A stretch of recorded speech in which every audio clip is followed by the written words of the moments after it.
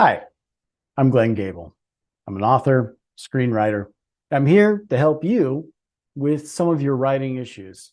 Maybe you're just starting your novel. Maybe you're just starting short stories. Maybe you're starting screenplay. I've been there. I'm still there. And I'm hoping that maybe some of these tips on From Pen to Page will help you out on your journey like they've helped me out on mine. So let's jump into it.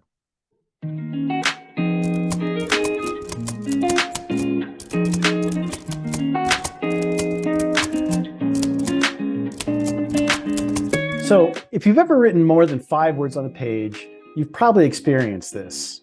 It's kind of like a musical crescendo that builds, right?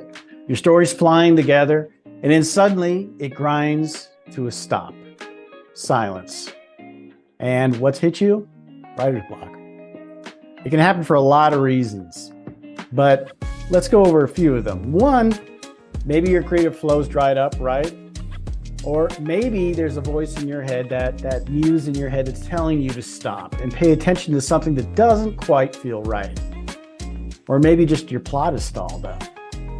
Okay, you're moving towards that targeted scene you've been imagining, but then all of a sudden that plot point between A and B, it just sort of lost its way. It happens to all of us. And so, what do you do? Well, I wanted to kind of go over that today a little bit and kind of dissect it down with you and see what we can come up with. There's a great workbook and a great series by author Meg Ashley called Constructing the Novel. She published it up on Amazon. She's done classes at different universities and colleges, mostly on the Pacific Northwest, but she's come up with some really great, tools to help you when you hit writer's block. So first thing, create a set place for your writing. Now, I know that a lot of you probably know that from your school days, right? We always tell kids, when you do your homework, go to that special desk. Don't listen to your iPod, right? We know that. But do we really follow it? I mean, that's the question. Do we follow it as writers? Do we have a set time and place to write? Consistency when you're writing is huge, right? It's just like working out. Give yourself an hour every day, stick to the hour. It doesn't mean you have to write, a novella. You don't have to write even a paragraph, really. You could sit there and chew on the ideas in your head for an hour. It's still writing. Still writing.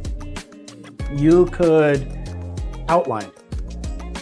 Still writing, right? Whatever it is that you do, as long as it's dedicated to your writing, counts as writing. You could do support documents. You could write character backgrounds. All right. Hell, you could do a flow chart if it helps. How about this? Add an unexpected twist to a character, right? Maybe make him goofy, make him schizophrenic, make him vegan, whatever. Give the character something original, different. Writing it down, writing out a scene. Even if the scene sucks, write it anyways. It doesn't have to be good. It just has to get down on the paper. Keep writing and keep it to the time. Don't go a minute over and don't go a minute under. Now, maybe you can only do 30 minutes of writing a day. That's okay. Do 30 minutes. Maybe it's 15. Okay. Whatever it is, just be consistent with it. That's the point. Okay. So you're at a point in your story you can't get past. What do? Go back 20 pages. Go back 20 pages in your story and start reading. Get back into the flow of your story, right? Read forward until you get to that point. New ideas are going to start forming. A lot of times I've heard people say that there's 2 different kinds of authors in the world. There's the kind that are architects. They outline and build out their entire story ahead of time. And then they write sequentially and sequentially each scene from point A to point B in the plot. And then there are gardeners. These are people that really create interesting characters, right? And then they sort of just let them grow and let them sort of organically unfold into the plot, and new things arise and they write into it. There is no right or wrong way to do it. And of course, there's the third option, which is there are authors that just are kind of a mix of the two.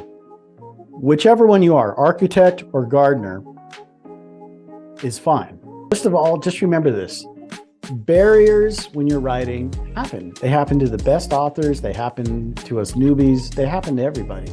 Don't beat yourself up about it. Give yourself some grace. Be willing to try new ideas in your plot. Be willing to throw in a twist or two. Be willing to kind of explore the world that your characters live in. Mine it. Mine your own life too. See if you can find something in your world that can somehow add something interesting to the world you're creating. You never know what you're going to come up with. But give yourself grace. It takes time. And even thinking about your book and dwelling on it is part of the work.